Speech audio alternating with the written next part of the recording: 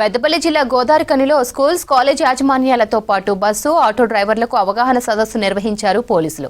School విద్యార్థులతో పాటు యాజమాన్యం డ్రైవర్లు తీసుకోవాల్సిన జాగ్రత్తలపై పలు సూచనలు చేశారు డీసీపీ కరుణాకర్. విద్యార్థులు స్కూల్ నుంచి ఇంటికి సురక్షితంగా చేరేలా చర్యలు తీసుకోవాలన్నారు. పరిమితికి మించి విద్యార్థులను ఆటోలో ఎక్కించుకోవద్దన్నారు.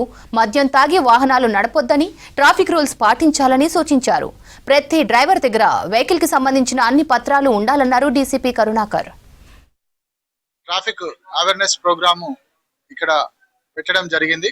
ఈ ప్రోగ్రామ్ కి జిల్లాలో ఉన్నటువంటి వివిధ స్కూల్స్ అండ్ కాలేజెస్ సంబంధించిన యాజమాన్యాలు, అదేవిధంగా స్కూల్ బస్సులు, కాలేజ్ బస్సులకు సంబంధించిన డ్రైవర్స్ కూడా అటెండ్ చేయడం జరిగింది.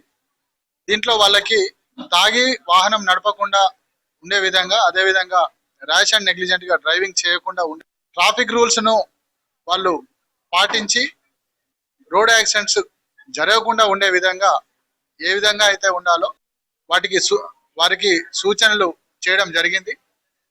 ఈ సమావేశానికి ఏసీపీ గారు, అదేవిధంగా ట్రాఫిక్ ఇన్స్పెక్టర్ ఎంవీఐ మధు గారు కూడా అటెండ్ చేశారు.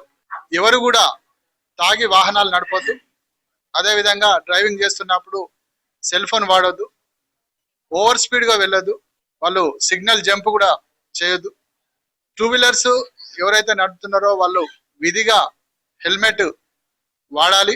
అదేవిధంగా ఫోర్ వీలర్స్ లో పోతున్న వాళ్ళు సీట్ బెల్ట్ ధరించాలి. దాని ద్వారా మనము రోడ్ ట్రాఫిక్ యాక్సిడెంట్స్ జరగకుండా మనల్ని మనం కాపాడుకోవడమే కాకుండా ఇతరులను కూడా కాపాడిన వాళ్ళం అవుతాం. కాబట్టి దయచేసి ప్రజలందరూ కూడా ట్రాఫిక్ రూల్స్ ను పాటించాలి.